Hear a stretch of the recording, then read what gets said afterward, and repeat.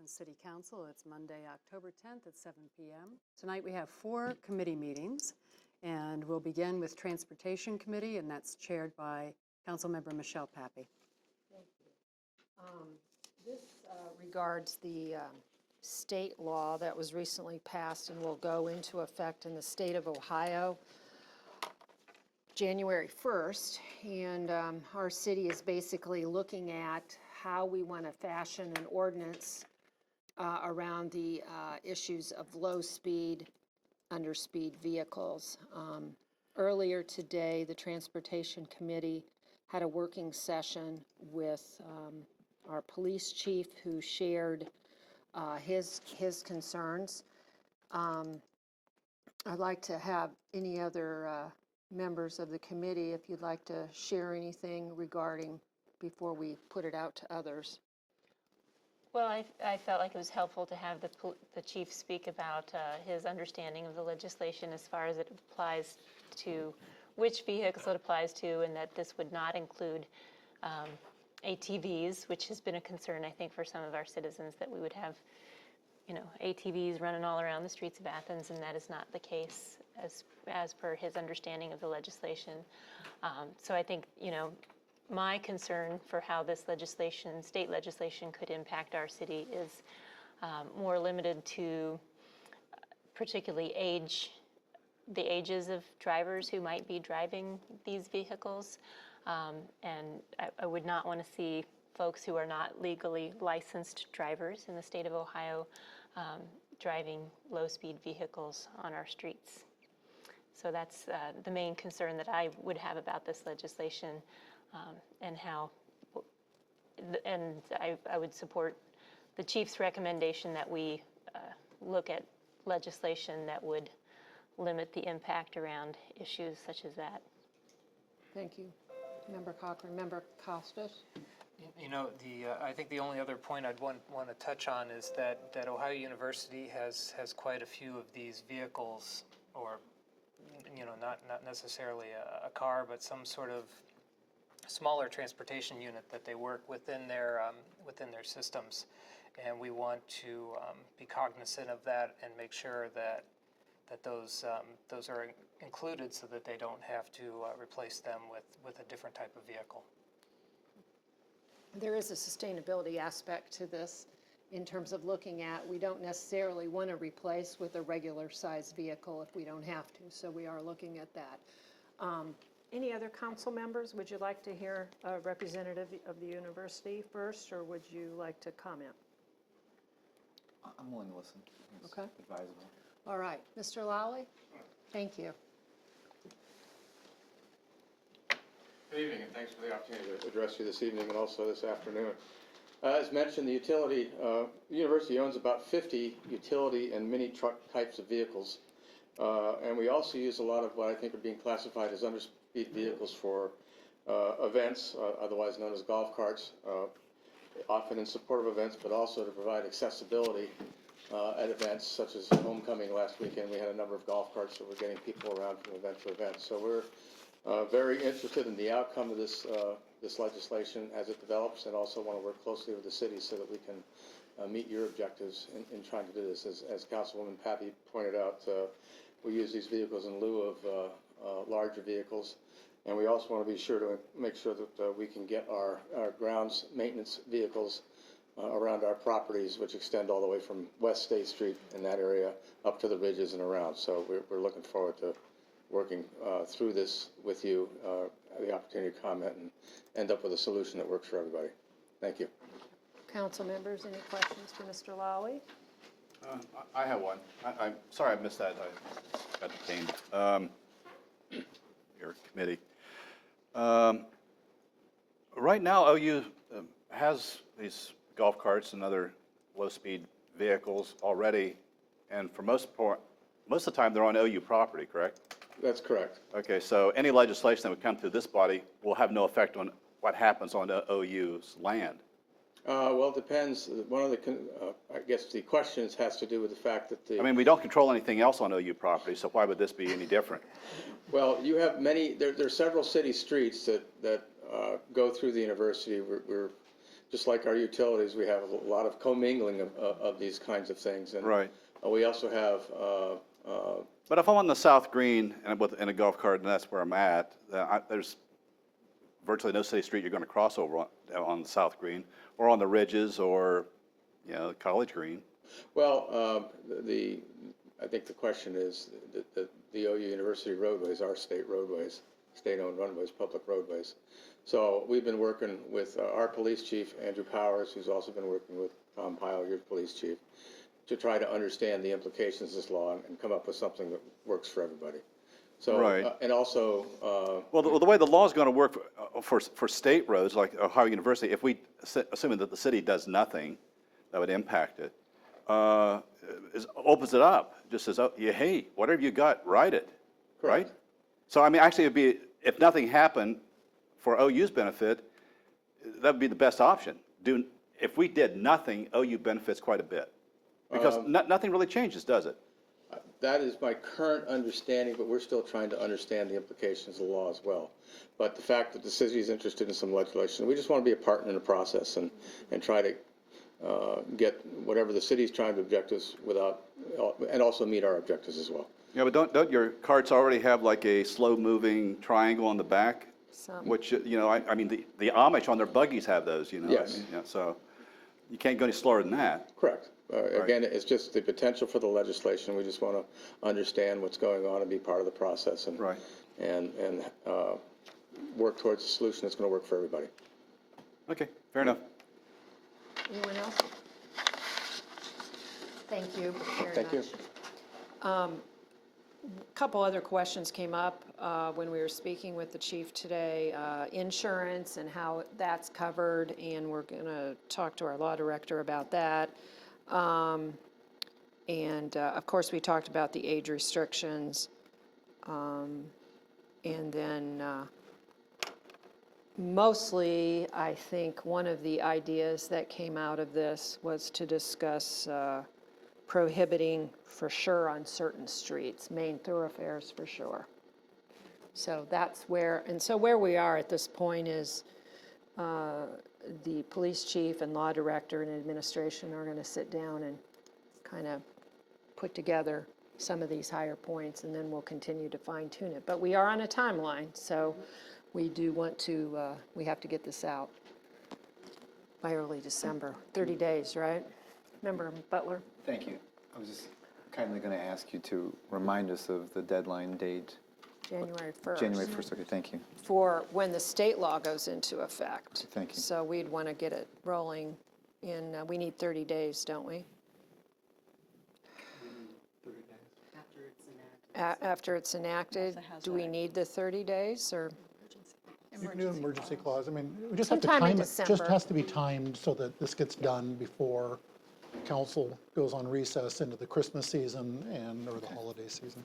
And Member Fall? before, My question is, if we do this and we need to fine tune it, we probably could fine tune it later, that it's not an absolute drop dead date for, you know, that we want it so that we don't have a time where these sort of vehicles can be on city streets and then do it later. I think that's what we're really talking about. I'm sure that if we found that something didn't work, we can change the ordinance.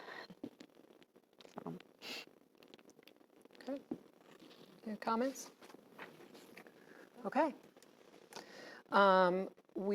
Anybody else in the audience?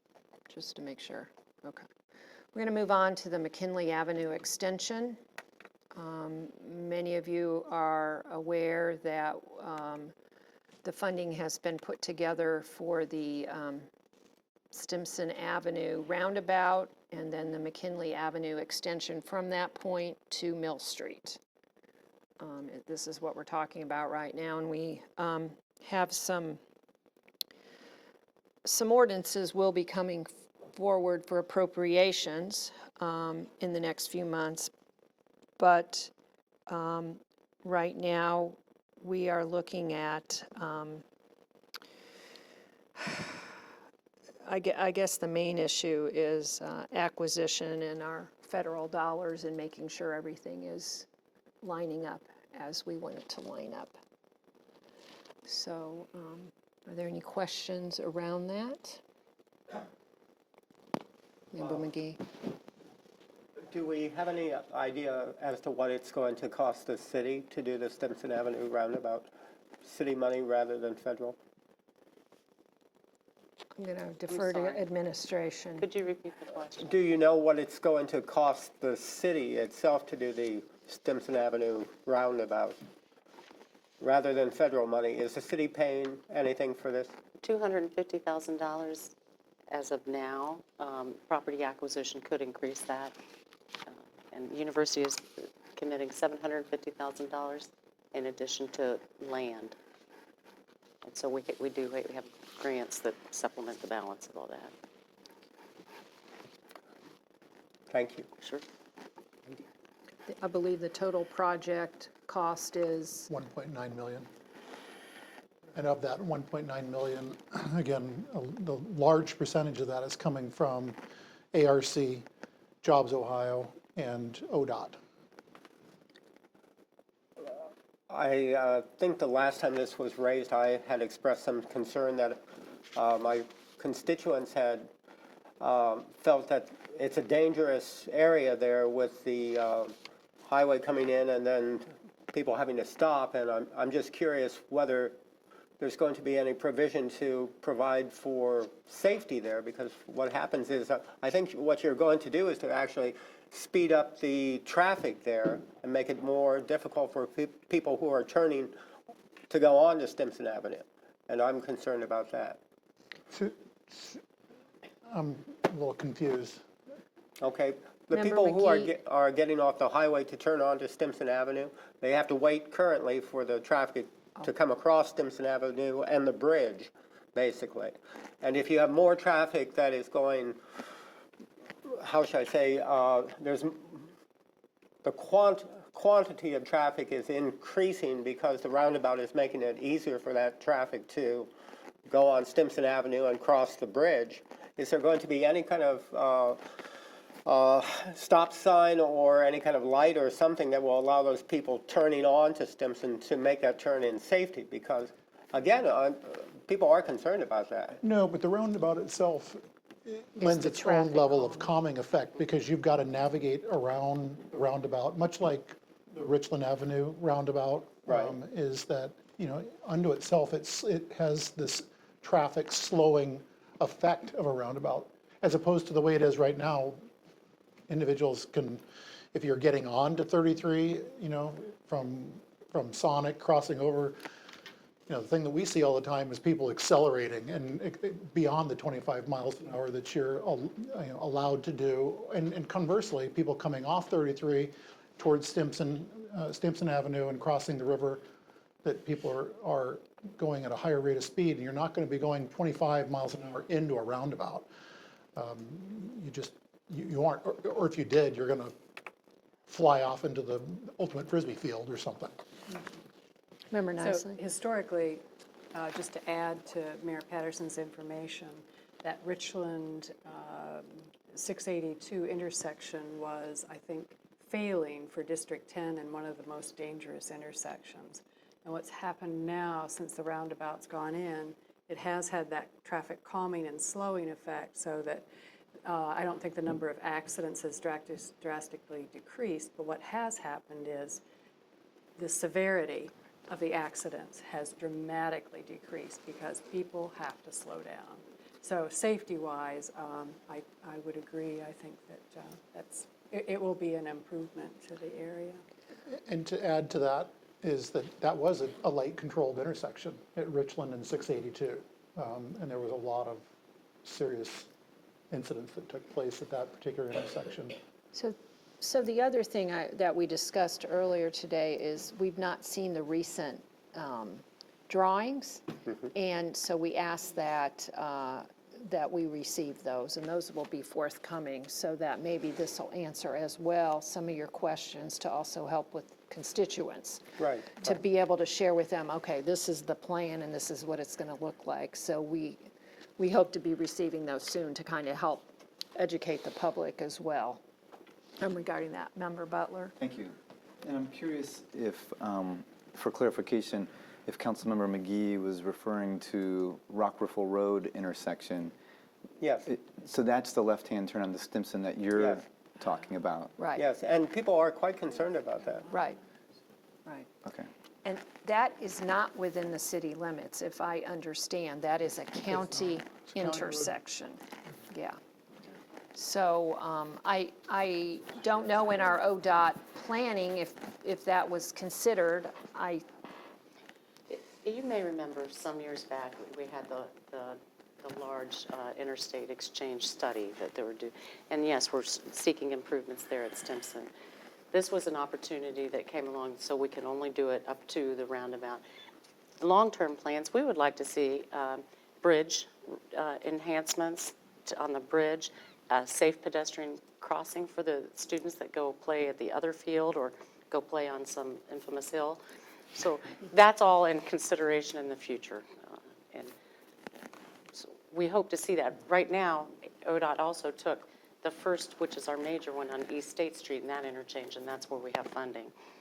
Not just Member McGee. If I could just add, and I will grant you that it's possible the speed of vehicles may slow down somewhat on that bridge in that area for the proposed roundabout, but I'm very concerned about the quantity of traffic.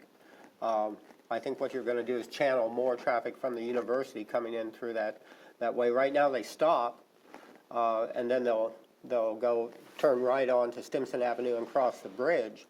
But again, for the Rock Riffle Road turn, that's a very dangerous intersection, and it's a very frustrating intersection. And I think if you just wash your hands of it and say, well, that's state property, we can't do anything about that, I think that belies the point that for that intersection, you may be creating more difficulty, and that's what I'm concerned about, and that's what the people that wrote letters to me when they heard that you were planning a roundabout there, they were very concerned about that, and I just want council to be aware of that. I think you've got an excellent point. Yeah. And I know we have university people here as well listening, so I'm hoping that as this moves forward, we continue to speak with our ODOT partners and the county. I think we haven't had much conversation that I know of with our county engineer, but that is a really important point. I'm sorry, I misunderstood. I didn't realize you were talking about Rock Riffle. And I will say that when I'm out walking in the morning, 7:30, there are often 20 to 30 cars that are backed up at Rock Riffle Road waiting to turn onto Stimson. I guess I So could it's just heavy. report. That's outside the scope of this project. Sure. But we are still tracking, always future improvements and where we can enhance that. Of note, the university already funnels for event traffic to what we call the Mill Street Access Road now.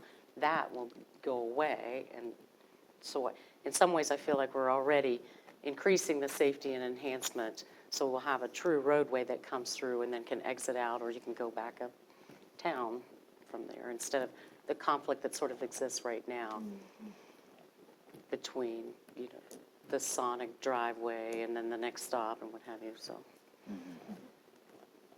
I think Yeah, we'll like it. I don't even know in terms of the time being, if we could somehow encourage the county to put maybe even a flashing light that says dangerous intersection at that T or something for the folks coming down off the highway, because they do come really, really fast off the highway, because it is a merge, it's an exit ramp, basically.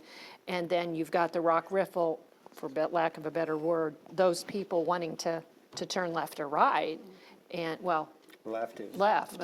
And that's a major, and if you don't live in that part of town or kind of go that way, you don't really see that or know that that's a really a traffic safety issue there. Thank you. Okay. Any other comments on that?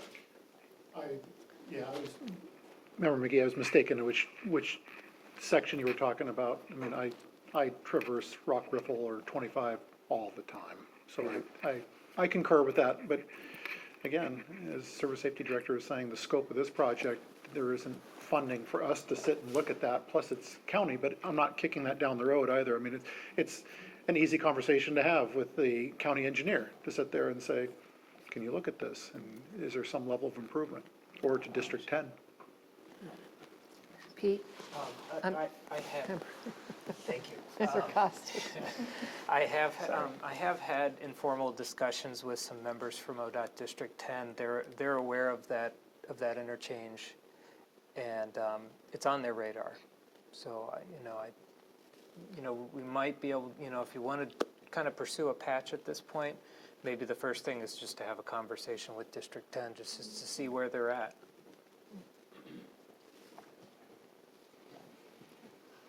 Okay, thank you. Anything else, any other questions on this project? Member Butler? Thank you, Councilmember Pampy. Just briefly to express my support, I think it's going to be an enhancement to an entranceway to both the city and the university. I think it's going to be a beautification effort as well. We have a good track record with roundabouts in our community. I think generally they've been well received, maybe not initially, but I've had conversations with plenty of people in the community that had concerns and worries initially, and then found later that they fell in love with the ease and simplicity of the roundabout. So I'm excited about it. Thank you. We also talked earlier today about the line of sight issues. For many there near the Sonic, if you think about that, Yeah. there are some line of sight, and this will improve. The roundabout will not only traffic calm, but slow traffic down and improve the line of sight there too. So there will be quite a few upgrades, and then if we can eventually get that other part fixed, it'll be wonderful. So for this, with the McKinley Avenue extension, I mean, there is a level of time urgency with this, because something has to be acted on by early December for this to go forward. Andy would like to get this out to bid, I think he said February, so that they can begin right away come the July 1st construction season for the release of funding. And that would be a separate piece of Right. legislation, if there's a property acquisition, that's where they impose the 30 days. Right. So we'll bring We it hope forward that as soon as we everything know. will move forward. Yeah. Okay. Bicycle routes. Everyone has some information. Maybe I'm the only one. Does everyone have this information, or am I the only one? You've got it in email. This is the Buckeye Hills bicycle routes. They're working with ODOT. ODOT is looking at all the bicycle routes across the country. I'm sorry, across the state. Thank you, Member Costas. So recently, our planner went to a meeting in Logan. I know that Member Costas knows something about this as well. And Logan, one of the things that's being looked at is connecting our Nelsonville, our current Hocking-Adena Bikeway at Nelsonville, further up to Logan. And there was a meeting to discuss that. But Member Costas, would you like to move forward? Correct. Yes, those are actually those two separate items. Would you like me to speak to the bicycle routes first? Sure. So the bicycle routes, basically, this is something that other states have already enacted. I did participate in some of the meetings that were held over a year ago on this, and basically what this is it's signed routes. So they may take advantage of bikeways or bike lanes when they can, but really this is connecting cities in the state of Ohio, so that you have the ability that if you want to ride your bicycle from here to Chillicothe, you can do it on a signed route that will allow you to traverse a safe route that's been vetted by many people in the different regions. So for me, it's a no-brainer. It's pretty straightforward. It's something that they're just looking for resolutions. A one reading resolution. Just in support of this project. So, and I was also in attendance at the meeting that was held last Tuesday, with some stakeholders from Hocking County that are looking at expanding the bikeway from its current terminus in Nelsonville, I guess northeast, up into Logan. And it was a good meeting, a huge turnout, so I was very excited by that.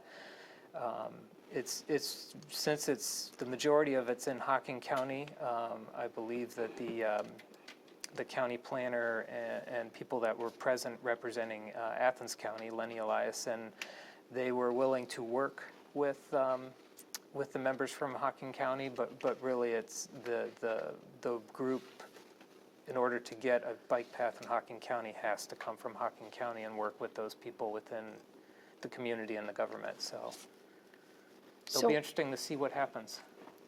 So I may be a little confused. I thought that the planner needed the resolution for both those things. Do we just need it for? No, it's just for the ODOT, Okay. yes, yeah. Yeah, it's just a simple resolution for. Okay. Thank you for letting me talk about both of them, though, but, you know. Any questions? So it's a one-reading resolution. It'll come up at council, and we have a draft of that resolution. Okay. All right. Our next presentation, our next item, is one of our active community members, Joan Kornansky, who also serves on the zoning board. She has put together a parking pass proposal that she would like to present to council.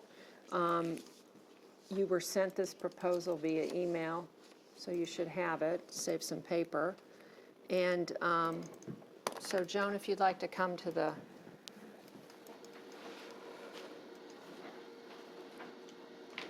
and speak with us.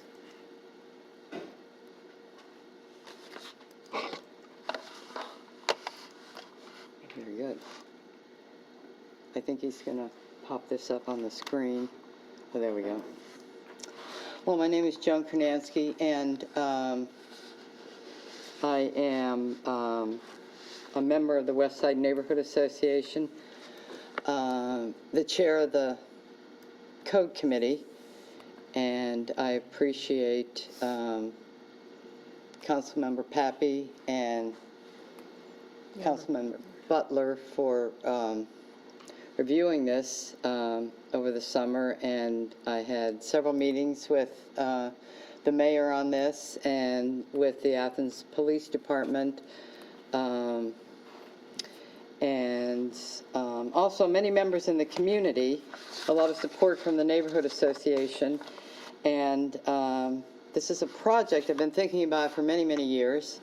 I personally lived on Mound Street, and I've been to 2 meetings today in City Hall. This is my 3rd one, and I walked to the first 2, but the 3rd one, which is tonight, I drove because my tire was marked, and it was either drive the car down the end of the road and park it again and walk up, or just drive uptown, which is what I did.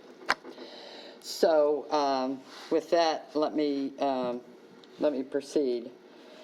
So what I'm about to present is a proposal for a residential parking permit.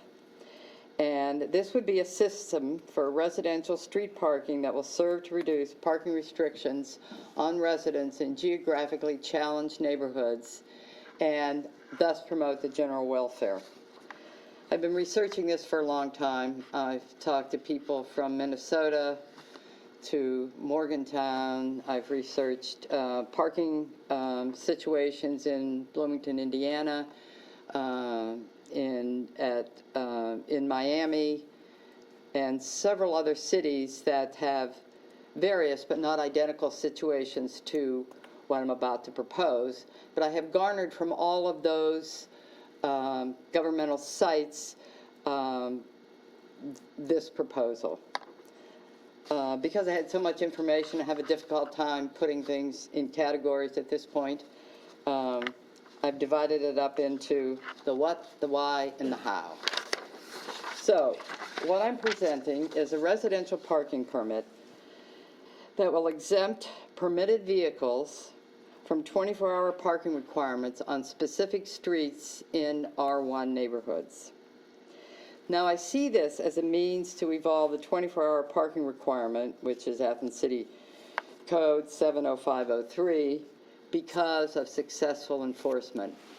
Well over 10 years ago, when there were problems, the close-in neighborhoods suffered from a lot of storage parking. And the residents, both renters and homeowners, had a lot of problems with street parking. And so the city council decided to enforce the 24-hour parking rule, hired a parking enforcement officer, and has been busily cruising specific neighborhoods, particularly the close-in neighborhoods, and chalking tires, and if you haven't moved your car in 24 hours, when she comes again, then you get a ticket. And this has been successful. At this point on Mount Street, there's plenty of parking places. We no longer have a storage problem because of this enforcement. Now, with the good comes the bad. So the good is that now there's plenty of parking places, but the bad is that every day I have to move my car. Before I retired, when I walked to work, I'd come home from work, move my car, go to my house. There was a young couple in the neighborhood on the corner of Mound and Arc. They had a young child. They had no off-street parking. They owned their home. It just became too tedious for her with the baby to get out and move the car every day. They had so many tickets they moved. I mean, it was just too uncomfortable. So,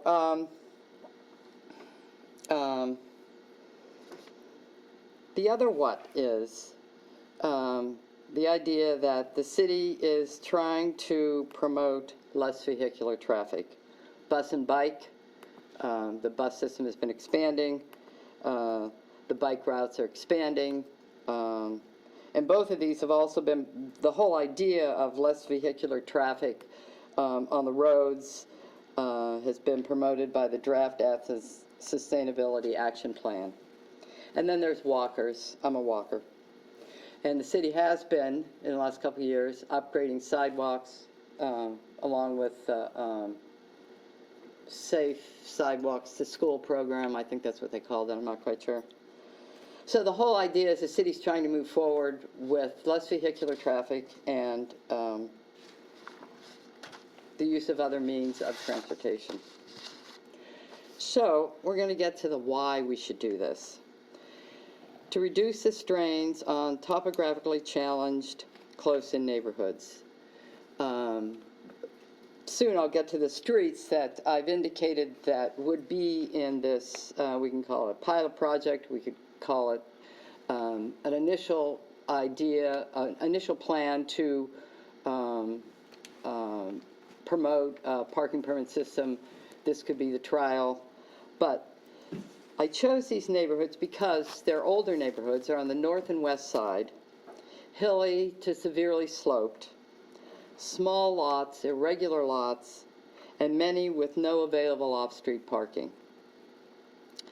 So the particular area is because people are confined to street parking.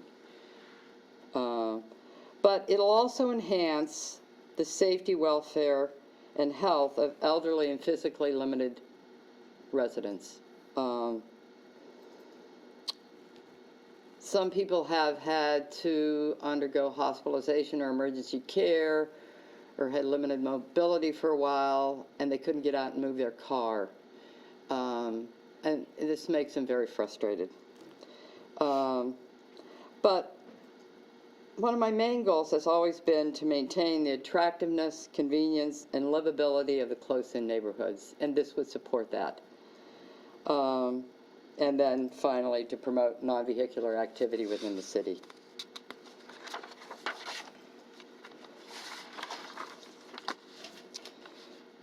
The how, and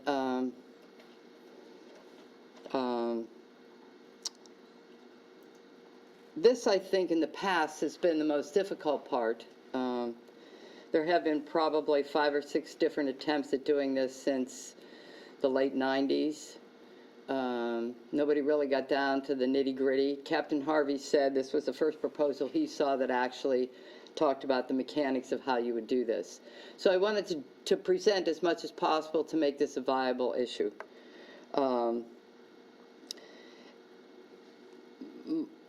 So the mechanics would be those persons living on the specific streets would apply for a permit, and it would be available at the utility, that application process would be available at the utility office.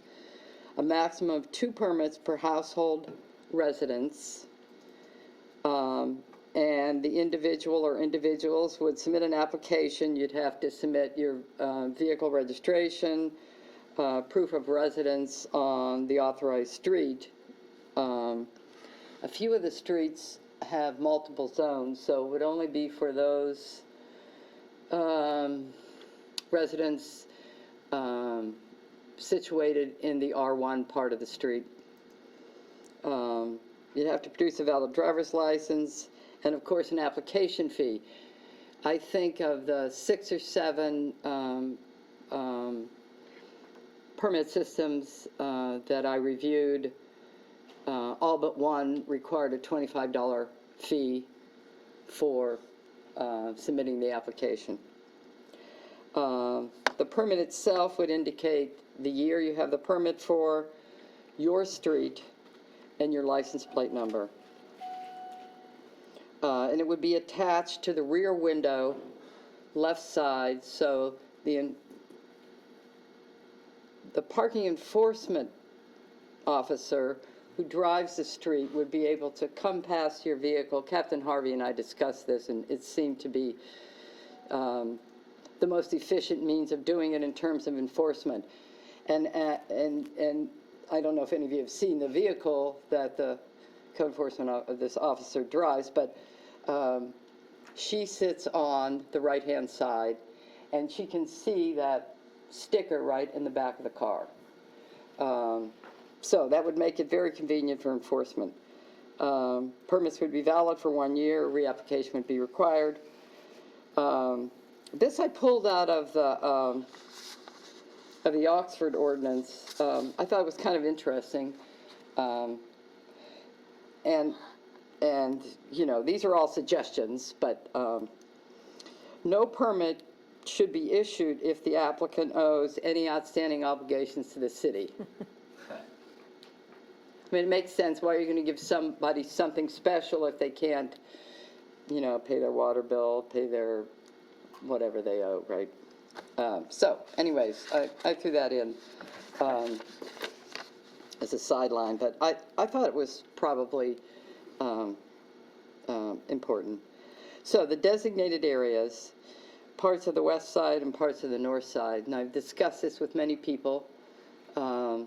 Councilmember Pappy and Councilmember Butler, the mayor, Captain Harvey, and other people within these affected areas.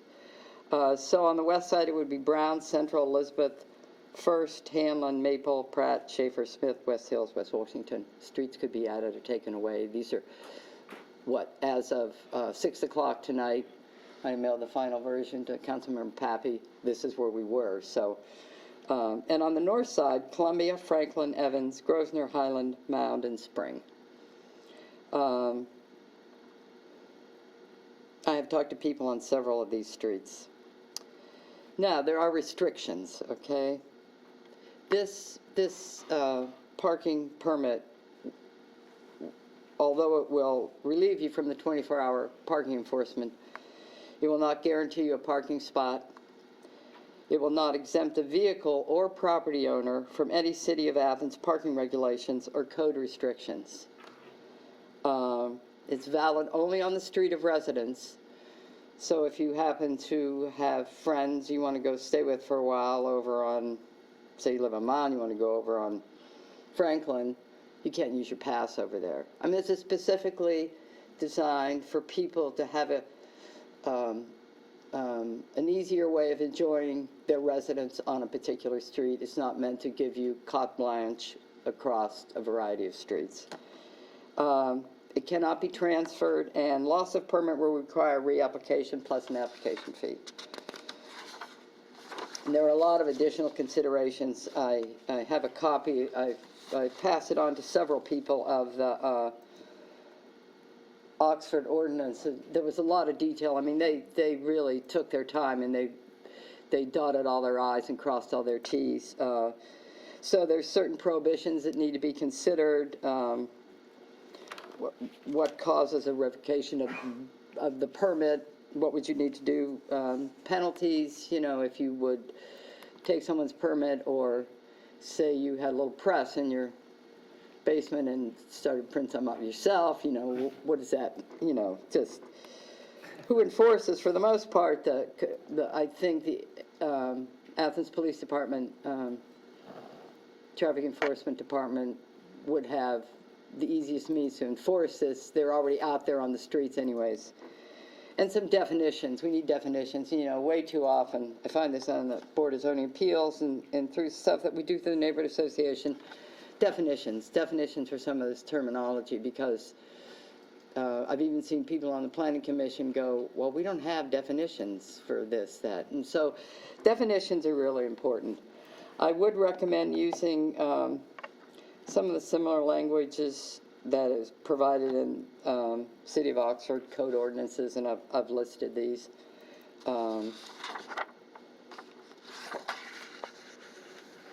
I think that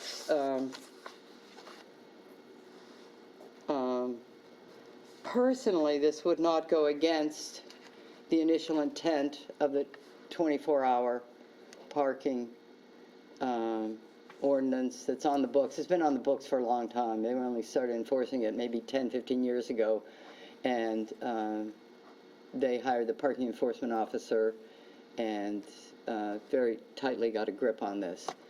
And it has been successful. But as a permanent resident, several other people on Mount Street are very interested in this. And there's a few students that have lived on Mount Street for several years, and they would be interested in this because the piece of property that they reside on has no off-street parking, so they're on the street, and often they move their car, but sometimes they walk to school, so they have the same issue that I have, and many other residents on Mount Street. So in conclusion, I would like to say I hope that that after many attempts throughout the years to start a process of permitting parking in particular neighborhoods where off-street parking is totally unavailable, to enhance, as we're enhancing our downtown area and our roundabouts, and we need to really focus on enhancing some of our close-in neighborhoods. And sometimes because they're not in the headlines, they don't get thought, they're not considered, and so anyways, that's why I'm bringing this forward. Anyone have any questions? So, Ms. Kornansky, did Captain Harvey review the Oxford ordinance? Did he have a chance to look at that you know of? I believe I sent him a copy. Okay. Because it is very extensive. It is very extensive, and we would not need... I see the point. I see the point, but... Right. Yeah. Yes, so, but sometimes, and I find this happens way too often, that, particularly in the Board of Zoning Appeals, things are not clear. Mm-hmm. One of the concerns someone brought up to me, and I guess I'd like to bring this forward too, because there is a way to solve it, but, now someone has off-street parking, and so maybe they don't want to clutter up their driveway, and so they're going to go and get some street permits, right? Okay, well, or somebody's girlfriend's going to park in their parking space, and so as a renter or a homeowner, and so there's only one spot, so then they're going to go and get a permit so that we can have extra people living in the neighborhood. I think there is a way to go around this. And and there's a form, and I have copies of several forms, and they all seem to be about the same. I can pass on to who's ever interested a copy of the Oxford form, but I don't know if the service safety director would appreciate this or not. Gesundheit. But on the form that you fill out, it's pretty simple. There would be a question, does this residence have off-street parking? And if you tick yes, and then you could just say, please see the service safety director for validation of your permit. And so if someone has 3 off-street parking spaces, which is all that's required if you have a rental property, or if you're owner occupied, I mean, I would think 3 spaces would be enough unless you have a boat and a truck and, whatever. And people do. But to consider that, right? And so that was one of the, I think one of the only negative responses that I received was that type of abuse, someone that really didn't need it but then wanted to use it for convenience. One of the things I think that's important in doing legislation is to write in why the purpose of this. And I see the purpose of this permit system is to reduce parking restrictions on residents in geographically challenged neighborhoods.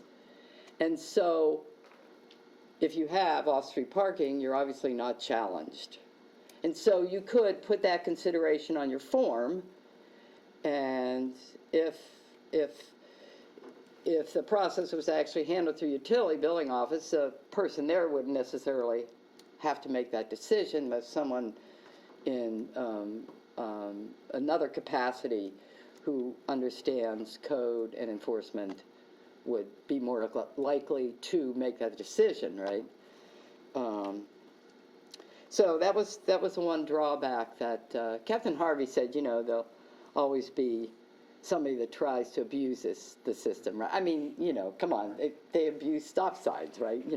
I mean, somebody's always trying to do it, but as a package, what this would do to, well, I can think of 10 people I know that would greatly appreciate this opportunity. Some of them may be communicating with you. And I'm sure there's more. The city already has a permit system, and some of you may know about this. I know the service safety director knows about it because she issued me my first permit. If I leave town for several weeks and have to leave my car on the street, I go to the mayor's office, the service safety director, assistant service safety director, and get a pink hang tag and the dates that I'll be gone and my address, and I hang it on my rear view mirror, and I am exempt from the 24-hour parking for the time period that I'll be gone. No, I never abuse that system, right? So we already have, a mini system in place. So legally, this all kind of flies in the face of legalese stuff, I believe. Joan, let's open it up, Ms. Kornansky, to the rest of council and see if they have any questions. Member Butler? Thank you. First of all, I want to express my gratitude and thanks to Ms. Krasansky for doing her homework and presenting to us this evening. This has been an issue for a number of years. I, as a council member, have received over the years a number of concerns, complaints, frustrations with this very issue on the west side. There are some geographically challenged areas, as she acknowledged.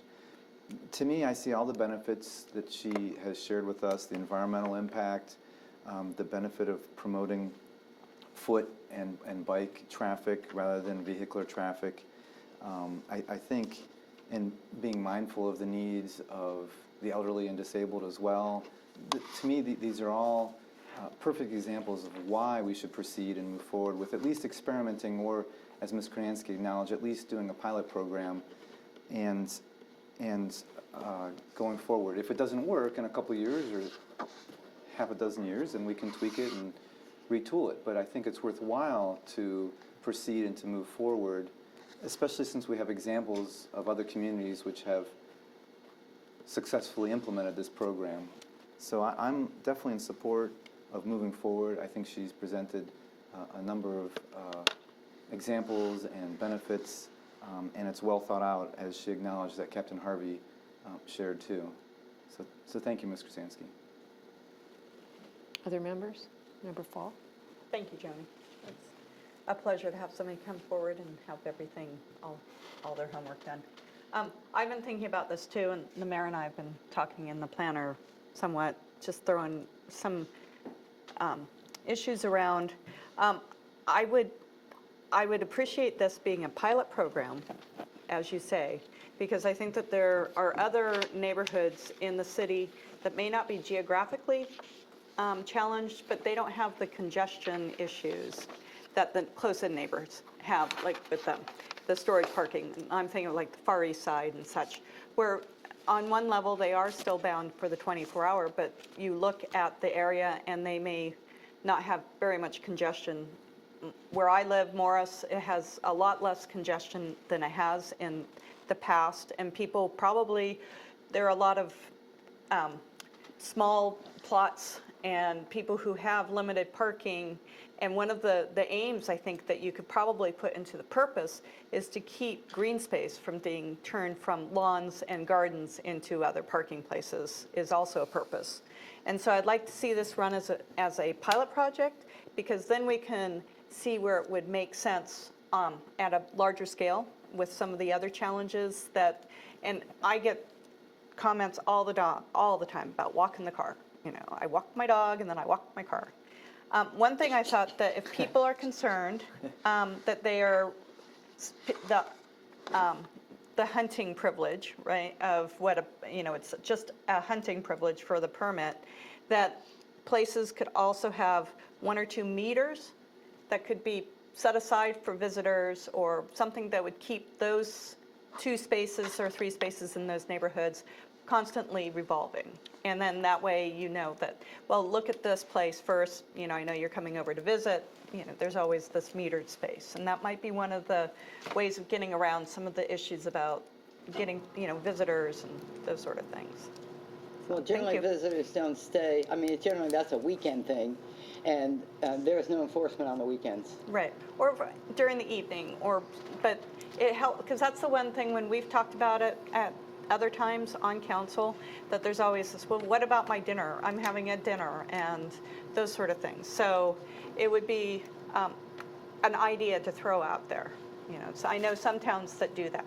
Sometimes Right. they do visitor permit, you have so many visit permits per year, or you do a meter, or try to get around that to make sure that there is some movement. Well, generally, the municipalities that did visitor permits were for situations where you can only park in the area if you had a permit. So you had to be a resident, you got a permit, that was free. I'm thinking of a couple, and then I know they do it in Chicago too, inner city Chicago, but so whereas this is not restricting anyone from parking. It's just alleviating a resident from having to move their vehicle every 24 hours. But I do appreciate the green space thing, because we had that issue also. Right. And I think that's an issue across the city. Yes. Yeah. But there is code that says you can only cover so much property. That does exist already, but yes, absolutely. One thing I would say, sometimes when families have teenagers, they may have extra cars. Mm-hmm. So that may be an issue also. I know a lot of people who have the parental car, and then their 2 teenagers may have other cars. And Right, so, exactly. Yeah. Member McGee? Thank you. I have 2 concerns, and I'm not saying that I feel it's inappropriate what you're proposing, but my 2 concerns are basically the situations where, as you expressed one of them, where somebody would have off-street parking and would abuse it, or would invite more people then to use his or her parking area and then use the streets. The second concern I have is the length of time that people would park there. And we've talked about the storage parking that occurs in various areas of the city, and I applaud our 24-hour resolution, because I know it's worked wonders on Morris Avenue, even though I've got tickets many a time, or at least my son has. It does work, so I do have concerns about basically giving a freebie to somebody who's just going to leave their car there for a long period of time. I know it's a great hassle to have to walk your car, as Christine said, but I just wonder, is there perhaps some way to limit the length of time that one can just leave a car at any point in time there? Well, one of the things, although somehow I think it got left out of the PowerPoint, and Mayor Patterson and I talked about this, was it had to be drivable, and what was that other consideration? So if you had a dead car and it was parked on the street, you know, like many other situations, you know, the neighbors would say, hey, your car's been sitting there forever. Oh, it's not working.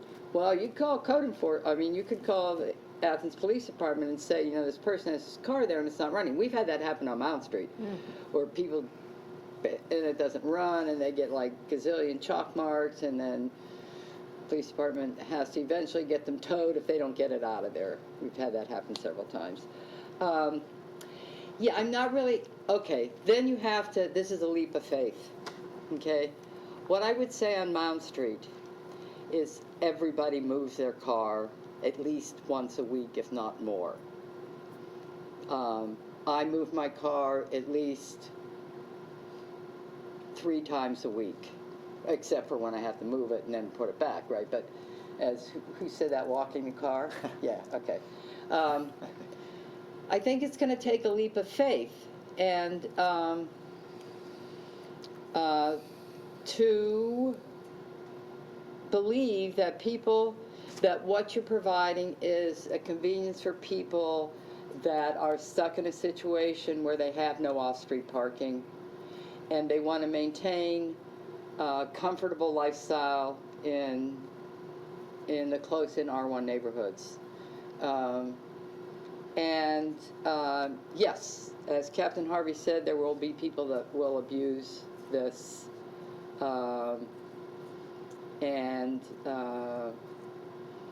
In terms of the person that would abuse it that has off-street parking, I think the probability that if there is off-street, if they have 3 parking places in a driveway, and they meet with the service safety director, and she said, well, you have 3 parking places. You don't want to discriminate, but that's why you set up what the purpose of this is, so that they can like sue you and say, well, you know, it wasn't fair to everybody. But the purpose is to provide for people who have no off-street parking or limited off-street parking. So if you only had, I mean, there's some residents that only have 1 parking place. And some of them that have 1 parking place, they have to buy small cars, because these little lots and this little parking spot on the side of their house sticks out over the sidewalk. So, you know, that would be an excuse to give somebody a parking permit, because they're always having to butt their car up right next to this garage thing that can't hold a car anymore, right? Because it's too small. But, you know, if a vehicle is operative and licensed, I would think that most people will move their car. I know Peter's not going to like this one, but I forgot about this other negative comment I got. What about those people that just going to park their car and ride their bike all the time? Well, you know, you can't go to the hardware store and bring home a piece of insulation on your bike, right? So you've got to move this car. I think there's a certain number of things that an individual needs to do that that is going to prompt them to take their car out. whether it's going home on the weekends to see your family, whether it's picking up a large quantity of groceries for an event. I just think that to side on with the fact that we're going to have some abuse is one thing, because I think in the long run it's going to be beneficial to more people than people that are going to abuse the system. That's my comment. Thank you, Joan. Member Costa? Yes, thank you.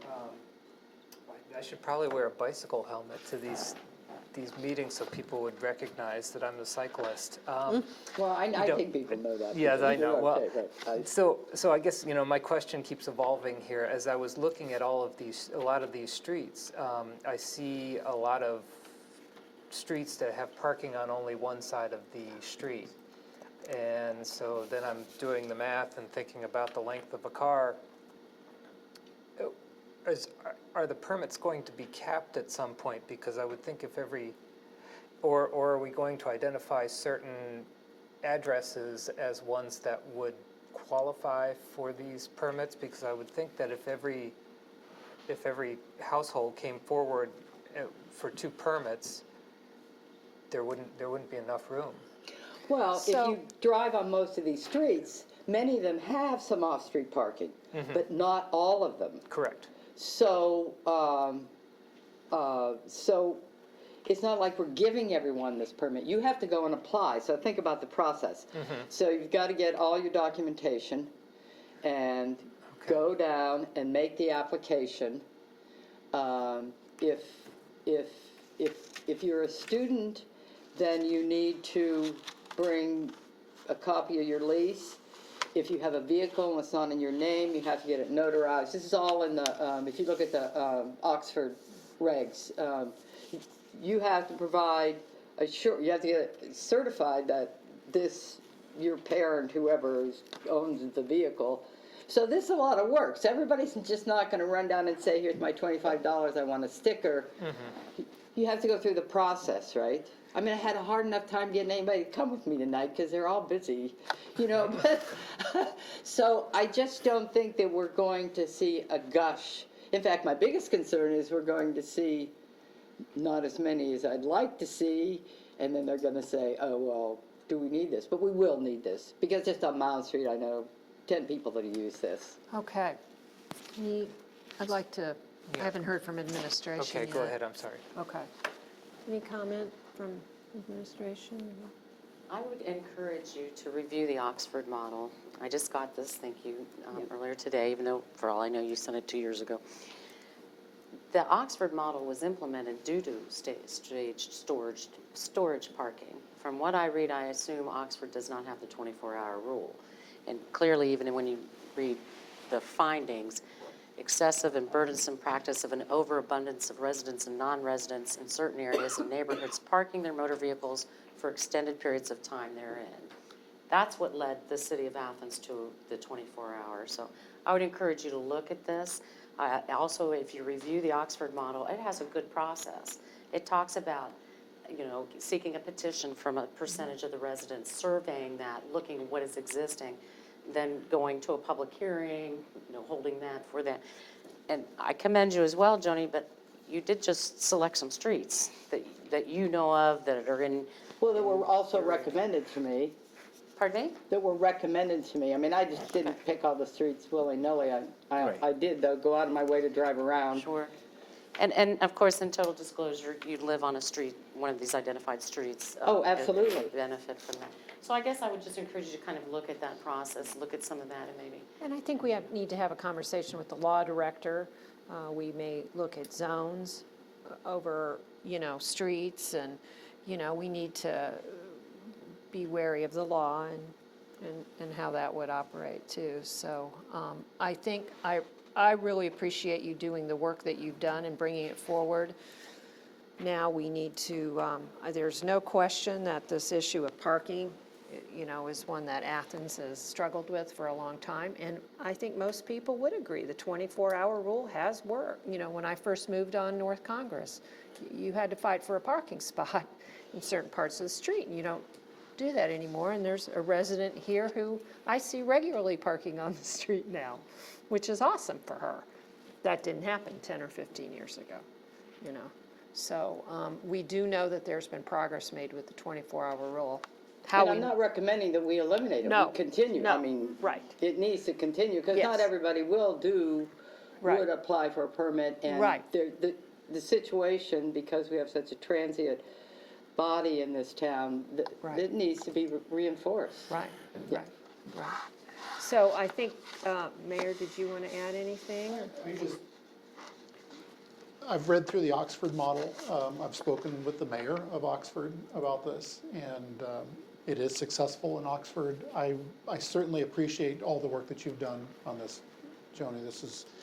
You've brought us a lot, and I know you've done a lot of work on this. I think the high-impact areas, something like this could and will work, under a pilot program to see how it works, and we can make some adjustments moving forward. I love the fact that for someone who might have been impacted with some health condition, whatever that might be, is now not having to sit there and worry about what they're gonna do with their vehicle, to bounce it around, to walk your vehicle. I like that. I'm gonna use that from now on.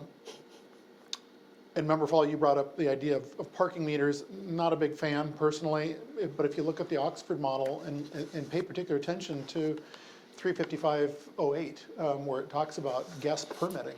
I like that idea, to where someone, if they're having a special event, if it's Thanksgiving, if it's whatever, and they know they're gonna have guests coming over, that they're able to have a short-term, permit that person can display in their rear window or whatever, so that they can come. Or, again, maybe you're just visiting with a friend who lives on one of the other streets, yet you have one and you know that, well, that doesn't transfer over, that you can get a permit to do something like that. You're probably better off walking. But that all said, Ms. Kronansky and I have had many, many conversations about this. I even threw out, having lived for many years in Pittsburgh, Pennsylvania, to where they have street cleaning day, which I too, Member McGee, got several parking violations because I failed to move my vehicle from one side of the street to the other, but there's examples of that being used out there across the United States, to where you can have, the vehicle has to be moved one time a day, so the street cleaner can come in between 6 a.m. and noon or something like that to show that the vehicles are being moved, that it's a serviceable vehicle. It's a vehicle that works. So. Okay, so I believe at this point, we'll continue to discuss it. We'll get it to the law director, and we'll get back with you, and you won't let us forget. Anybody else want to speak in the audience? Okay. Thank you. Okay, thank you. All right, we'll move on to Finance and Personnel Committee with Councilmember Reisner chairing. Thank you, Madam President. I have one item under appropriations. This comes from the municipal court. It's not exactly an appropriation, it's an amendment to the appropriation ordinance of 2016. And let me read the proposal here. Section 1, the 2016 Appropriation Ordinance 1/2015 is hereby amended by decreasing Clerk Court Computer Fund 231 TC 300 by $15,000 and increasing TC 500 by same amount for computer equipment, and decreasing and increasing the total appropriations by said amount. I noticed in the email that this was attached to, that the Judge Grace of the court would like to have this introduced next Monday and the rule suspended. I'm not particularly crazy about that idea of suspending on the first reading. There is a little note in the email that says that second reading would work. The reason for the suspension, I believe, is they already purchased the software for this new computer system that the court has, and now they need to install the hardware. And to do that, they need the computers and the scanners to get it ready. So there is a bit of a rush, so that makes it sort of a, a public necessity, for the court to operate efficiently and correctly. So I have no disagreement about suspending on a second reading With an emergency clause. with emergency, yeah. Any questions on that? This is all from the court's funds. There's nothing from our normal lines, like the general fund or anything from the city. Okay, thank you very much. We'll move on to Planning and Development Committee with Councilmember Fall chairing. Thank you. Tonight, our only business is looking at the AEP franchise agreement, something that we love to hate. I'd like just to start by saying this concerns the right-of-ways that we permit wires and lines to go by AEP. The real part that people see is when AEP comes to chop trees. I think that's the time that we realize that we have to do this. And because they're a public utility, the state does bind our hands a bit on this whole process. Like we can't say, no, you can't cut any trees. We'd love to say that, and they have done a butchered job a few times in the past. AEP has been more aggressive in tree cutting because they have kind of gotten a mandate about providing for power during emergency situations such as large storms or ice storms. So they want to keep those lines clear. So from their point of view, if they don't cut trees, everybody yells at them. If they do cut trees, everybody yells at them. So that's the take on it. We can't charge them. We can't not let them do it. What we can do is hold them to a highest quality of contractors. And I think something with this renewal, we need to make sure that they are responsible and have quick response when contractors leave a mess. Because last time they went through and had the contractors chop trees, people called me and the trees were, branches were left. One house, they had like a 7-foot stump that they just said, oh, well, you get to get rid of the stump, which costs money unless you want a 7-foot stump in front of your house, which is interesting, but, unless you live like in Arizona and it looks like a cactus, it just doesn't work for a lot of people. So that's what I would encourage. Paula, you have more of the nitty-gritty details. Well, actually, what we're seeking is a one-year renewal. As Andy Stone and the law director were working with a law firm out of Columbus about our rights of way and the best way to permit it. I was unable to attend a meeting that the mayor was with the deputy service safety director, so we met with the AEB. I think a year is what we've been doing for a while, We have been hoping doing that for a while. And a hoping year is to- fine moving forward, because as I think has been conveyed to council, is that we're also, our city engineer really wants to start looking more deeply in the right-of-way itself and how we utilize or allow others to utilize the right-of-way when it comes to above ground or below ground. So there's a deeper conversation to be had, and that was shared with AEP, is that this is what we would like to do.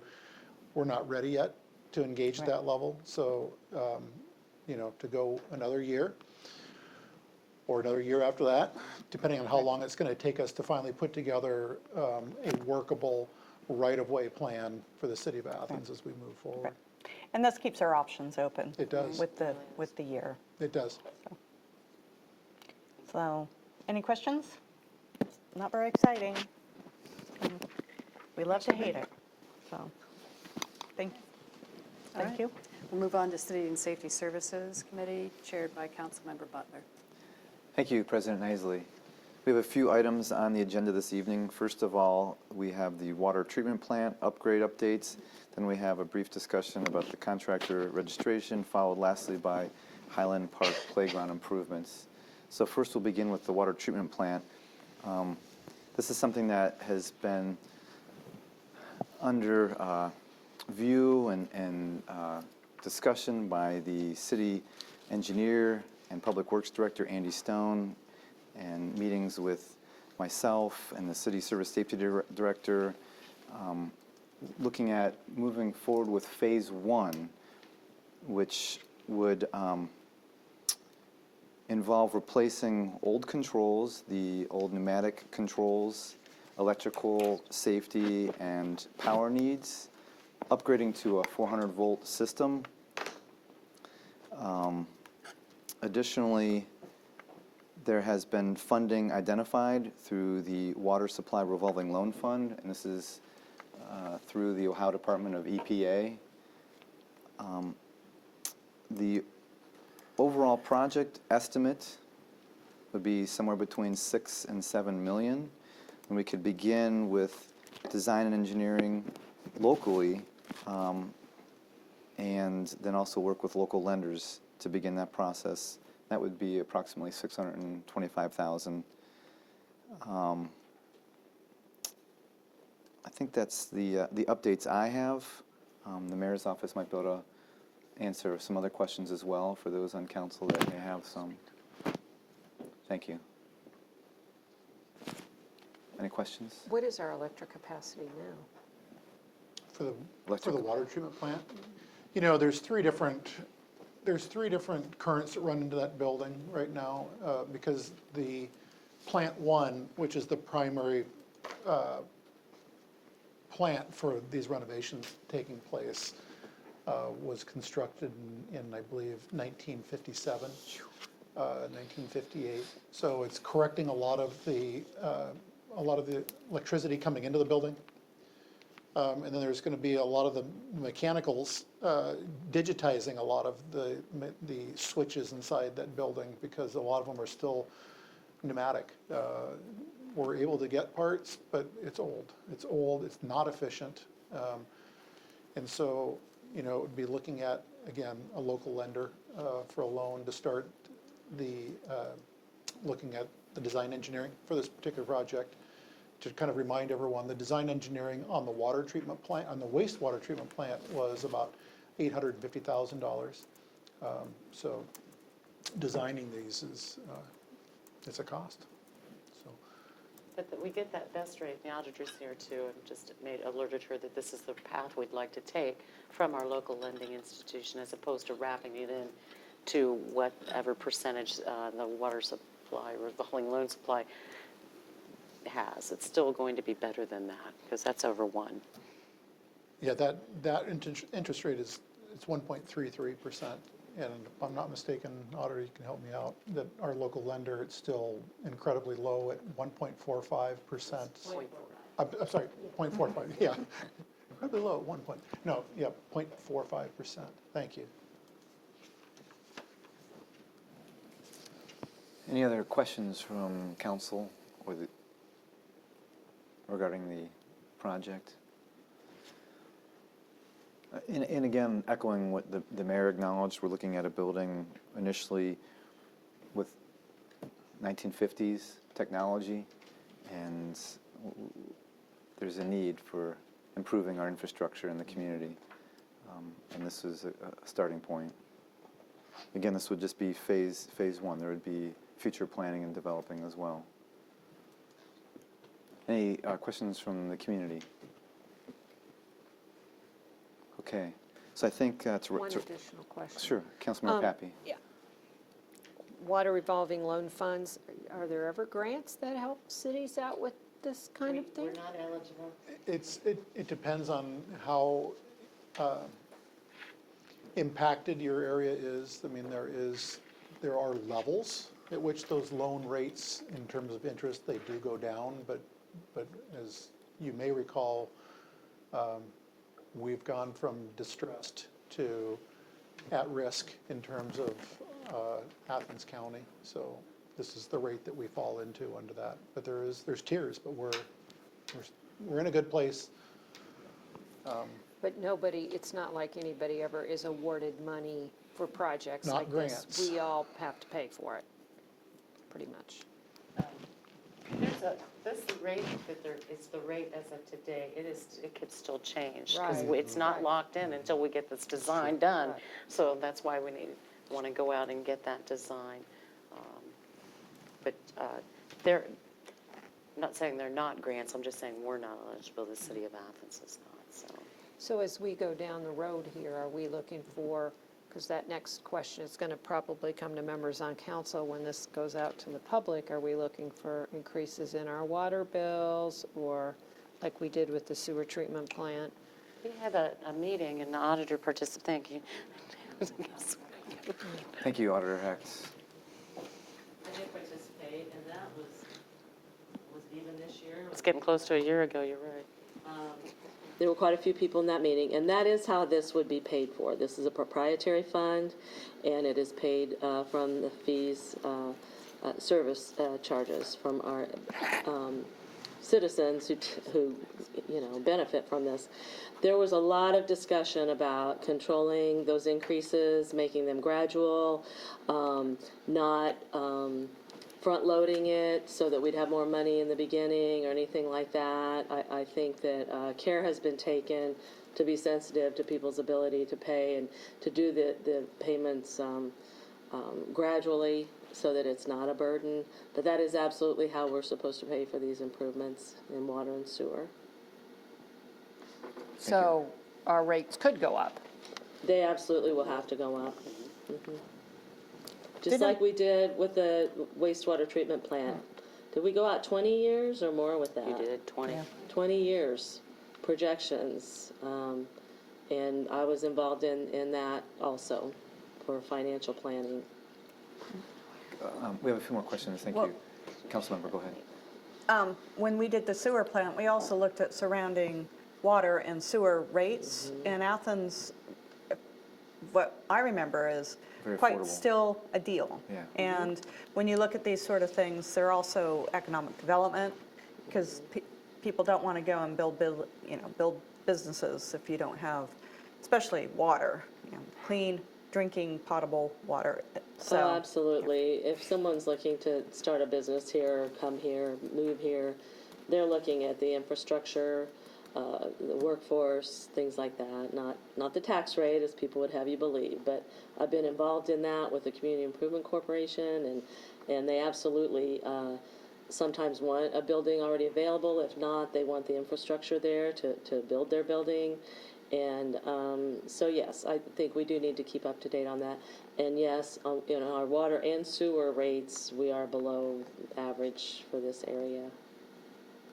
Thank you, Councilmember Fall, for those points. President Nisley? Process-wise then, do we have the rate increases that we're proposing? Because I think You would if like I'm- those at the same time? I mean, Jessica went back and remodeled them for us. It is, and I believe that's probably a 20-year lookout as well.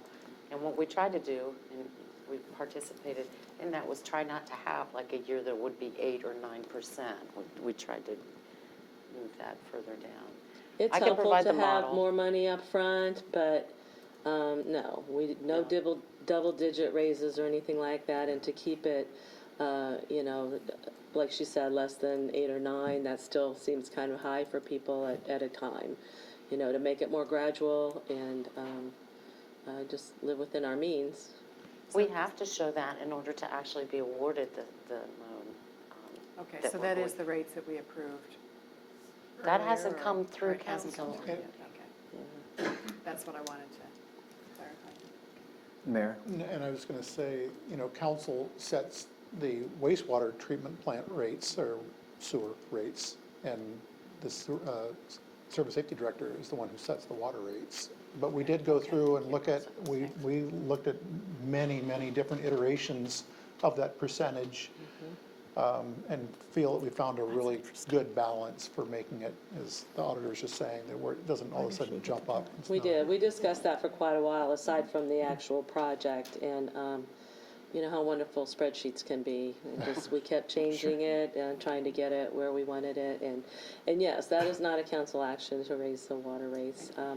However, I know that they would want you to know what was going on, but whether you noticed it or not, they are raised, every year by a letter from the service safety director. They'll have to go up a little bit more than they have been. Well, we can provide the projections, and I'm sure we'll have to provide them as part of our final loan application as well. Thank you. And Councilmember Reisner? that question? Thank you. Actually, just a comment, the idea of proposing the rates is that when we go out, we're gonna have to get a bond, just like we're doing with the pool, just like we did with the wastewater treatment plant. We're gonna have to go out there and sell bonds to raise the money.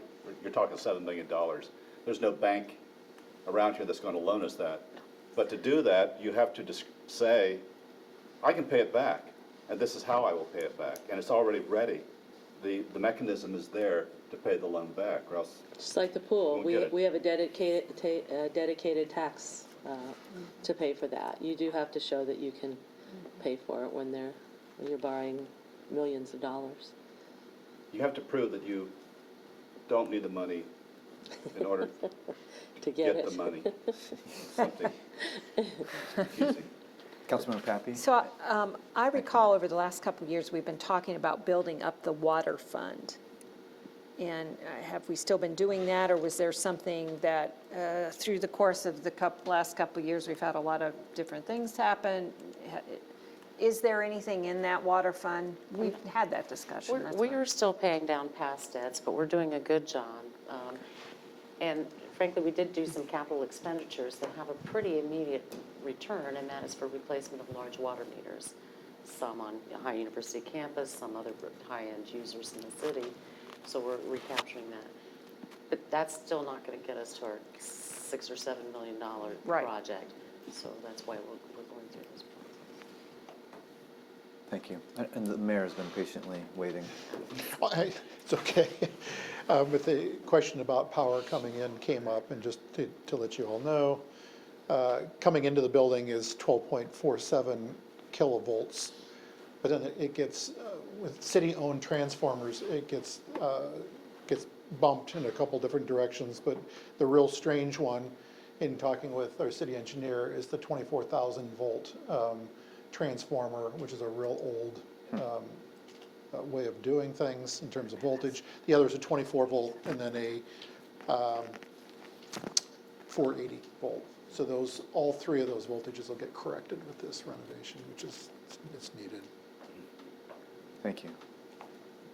Any further comments, questions? Okay, thank you. Moving on to our next item on the agenda is the contractor registration. There's not a whole lot to say here. There were some concerns brought before us on council, as well as the mayor's office, by Mr. Scott Wolf of S&J Plumbing, who is here this evening, and we appreciate his insight on this. And I know that his concerns were heard by us and the mayor. My understanding is that notifications, or an issue of notifications, will be sent out by the mayor's office to acknowledge that you have to be licensed to work. And I'll allow the mayor to expand on that. Thank you. Sure. Again, I mean, it's the ordinance as it stands is, speaks to the fact that if someone of particular trades is not a licensed plumber, electrician, HVAC, and there's a fourth one which eludes me right now, that you cannot, operate in the city in whatever that capacity is. That, again, the ordinance is there. The director of code has drafted a letter. It's gone through the law director's office. Law director has reviewed it as well, and the letters are being sent.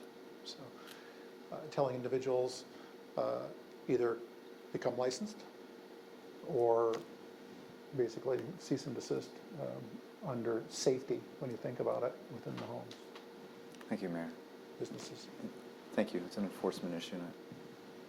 Oh, yeah, there is also in code, yeah, and I'm blanking on the actual title. I believe it's Title 29.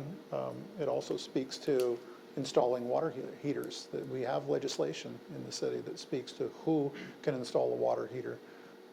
And again, a licensed plumber is such a person. Thank you, sir. Comments or questions? Councilmember Pappy? Is that going in the letter to remind people of that code for the water heaters?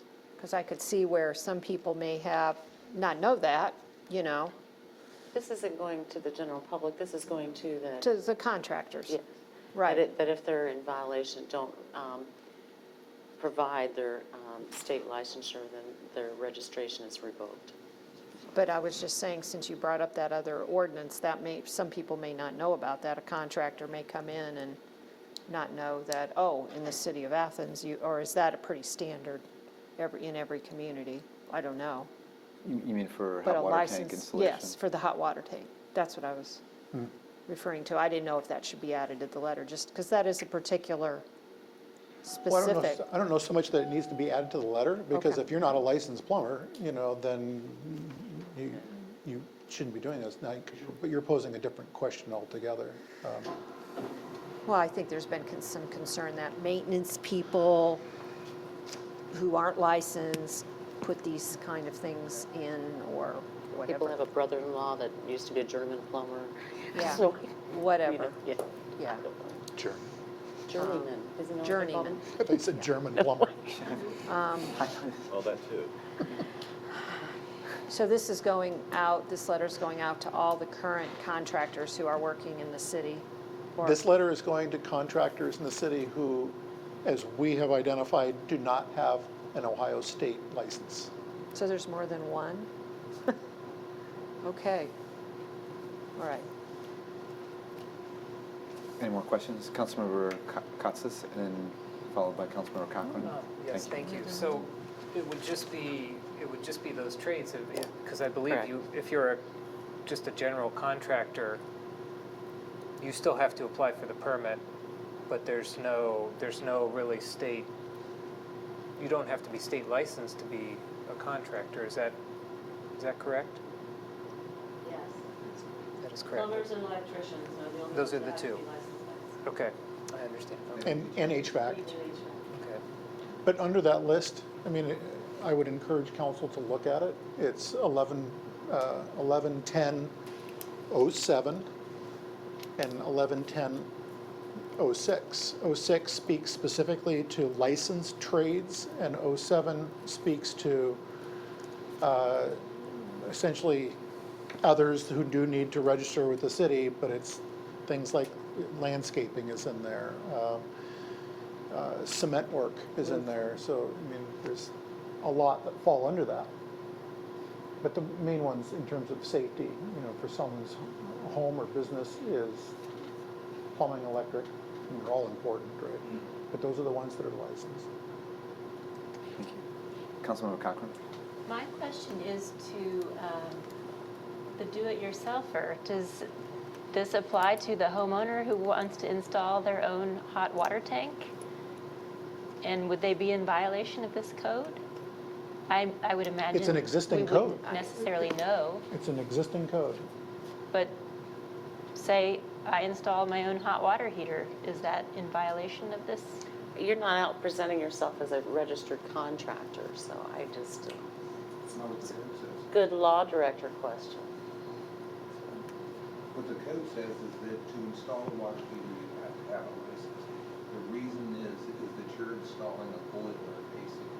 You're installing potentially something that can blow up in your house. So you need a licensed professional to do something like that. If you want to install a faucet. Actually, Mr. Wolf, if you want, it might be helpful, actually, if you're on mic, if you care to. Thank you, sir. Yeah. Because it's a good question, and it's relevant to the discussion, so beneficial. Thank you. As the code reads, that, yes, if you're a homeowner, you need to have a licensed professional to install that in your house. And like I said, due to safety reasons, especially if this is going to be a gas water heater, then we'll take other levels. Yeah. And there is a lot of additional code that goes into that, such as expansion tanks on water heaters that most homeowners are not aware of. As far as this code, this is one of the codes, been here over and over, that's being ignored because people are not aware of it. Actually, the administration is not necessarily aware of this. And your biggest violator is not the homeowner, but it's the maintenance people. But enforcement is where this comes in. And from a contractor's perspective, that's really how I got started and involved in this, is because we need some enforcement. Any questions? Councilmember Patrick? Yeah, I have a question.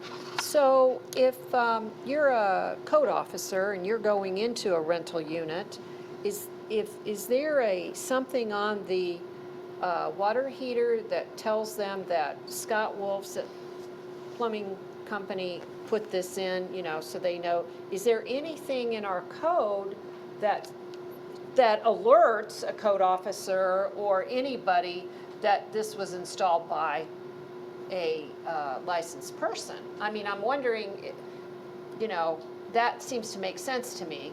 Sometimes they have those little tags or different things on there that, how are we supposed to know? How's a code officer supposed to know, who's part of the enforcement mechanism, whether or not it was installed, Some of the other municipalities have a registration that when you sell water heaters, this is usually with building codes with the whole county, and as they sell these water heaters, that is an automatic notification to the city. Most of your municipalities have a fee to put in the water heaters, and they're inspected. So actually, as I do it in other cities, we have to go ahead and wait and have the inspector inspect them and everything else. There is a lot. Now, what we do personally is we take an indelible marker and we mark on the water heater. If not, we want you to know that we did it. We want you to call us back. Right. Councilmember Fall? I think we're kind of talking about two different things. It should be recognized that we started the registration so that we could capture taxes. The city does not have it is required to get certain permits, but we do not have a building inspection. We do not have a building department, and the code officers are not going out and inspecting new or rebuilding inspections, like going, you look at this old house and they talk about, well, we put the wiring in and the inspector came out and looked at it. Athens does not have that unless you are doing a state qualified building, 3 apartments or more. Correct. So I think that needs to be said because we don't have that ability to do that. So that's not the purview of the code, so. So I wasn't supposed to ask that question. Well, that could also Well, I mean, be, I think it's good for people to know they need to have right. That could safe be people, but the code enforcement can't go and inspect things like that. That's not part of their purview. It could be achieved in the rentals, though. I guess that's where I was going towards, is if you work in other communities, do they all have building departments? Most of them, yes. Athens is the largest city in Ohio without a building department. Thank you. Thank you. Anything? Thank you. Any other questions or comments? Any other comments or questions from the mayor's office? So I think we've addressed the concerns. Is that correct? Yes. Thank you. And I applaud, again, the mayor's office for following up with that. And sometimes it just takes a while if lots of people thinking about things, and so. Yes. Thank you. Moving on to the last item on the agenda this evening, which is the Highland Park Playground improvements. As you recall, many of us on council toured our first to ever park tour. We've done something similar with our street tour, and the mayor's office, as well as our Arts, Parks, and Recreation Director, Campitelli, took us on a tour, and we were able to see the needs and possible upgrades to our Arts, Parks, and Recreation within the city. And Highland Park was identified as one of those needing updates. During the 2014 master plan for the Parks and Rec Department, this was determined that Highland was in need. Specifically ADA playground equipment, some art installation, and possible needs to address the reservoir court that's up top of the park. It has not received very much attention in the past 25 years, and the equipment there was, the playground equipment was probably purchased in the late 80s, is the understanding from documents from that department. So because of changes in playground codes and ADA guidelines, liability risk assessments, Highland Park's playground is a prime candidate for upgrades. So it looks like it was determined that approximately $40,000 worth of equipment, 15,000 of which will be covered by the Kaboom grant, which was applied for. It's the Kaboom Dr. Pepper Snapple Group. The city made it through the first round of the process and then was awarded the grant. So Highland will be the recipient of that. Additionally, a pour-in-place safe surface will be installed at some point up there as well. There's 3 different quotes on that, ranging anywhere from $27,000 to $49,000. So the mayor's office is seeking authorization to spend money to make improvements. Also included in this would be an ADA pathway to the park. I think it's exciting. It is a really neat pocket park in our community, and it shouldn't be. We should acknowledge too that this isn't just happening in a vacuum. That the Director of Arts, Parks, and Recreation initiated discussions with the community that reside up there. They interviewed youth, children, and adults about what was needed and desirable for the playground. So there'll be some changes that haven't been implemented in the past, as well as upgrades. I think that covers most of this issue. Anything else from the mayor's office? No, I'm glad you acknowledged the fact that there was community engagement, and in particular, there was youth engagement, to where part of the process for a Kaboom grant was to reach out to the youth that would be using this to make sure they have buy-in to where they actually picked the colors of the playground equipment and had choices between, choices to pick 2 additional features, play features in the playground area. There were 4 to choose from, and they landed on the 2 that and it was all voted. It was through SurveyMonkey or something. So, you know, in a lot of ways, the youth up there have taken part ownership in this park, and what they would like to see. And this is, again, I agree with what you said, Member Butler. This is a great, long overdue facelift to I think one of our very quaint parks in the city of Athens. Thank you, Mayor. Councilmember Pappy. So this is my neck of the woods, and you know, we've talked about this for many, many, many years, and I just want to applaud the Arts, Parks, and Recreation and the administration for upgrading this park. We've really needed it. It's used a lot, and it's not just a pocket neighborhood park. People come from all over to use that park, and when we were on the tour, I reminded people of that as well. It is a great park, and well-loved by children especially. Yeah, thank you. There's a shelter house up there for picnics and Bathroom. yeah, it really is an asset to our community. Any other comments from council members? Councilmember Cochran. Thank you. I've been to this park quite a bit, even though I don't live in the neighborhood, and my children have used it, although I didn't have them complete the survey, though we had access.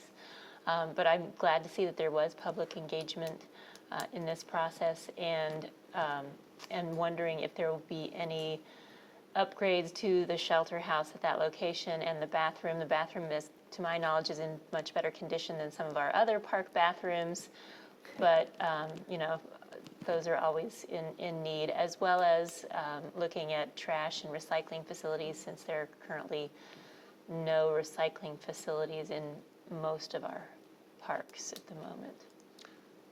Well, I'll start with the trash and recycling, and that's being looked at for all of our parks as we move forward with having that up there at the parks. This is going to be done in phases, clearly. So at this point in time, the shelter house nor the bathrooms, as I understand it, are in this initial phase. But as we move forward, will they likely, I think there's, as you just mentioned a minute ago, I think we have restroom facilities at some of our other parks that need much more attention and so it's just, it's prioritizing for our Director of Arts, Parks, and Recreation. You know, if I were to sit there and point at a restroom facility at one of our parks, I would point straight to West Union, our West State Street Park. That West State Street Park needs a lot of attention. I get it. I've been in there. I played softball for 10 years. I know what they look like. Yes, Councilmember. Thank you. I would just mention too, and I would applaud the fact that that particular park is being upgraded. I had mentioned it during our tour that I thought it was an appropriate place for doing something that would specialize in stargazing because of the ability of that area not to be influenced by lights. However, there are several lights there that do cast too much light to really permit it.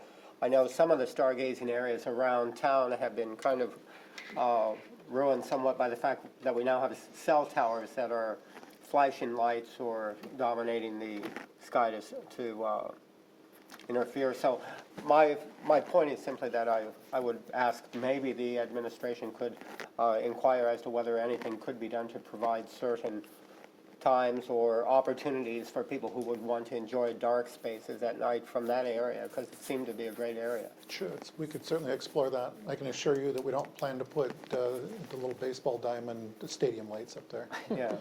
But we can certainly, remember McGee, we can explore options like that. I'm intrigued by that option, quite honestly. I think it would be interesting.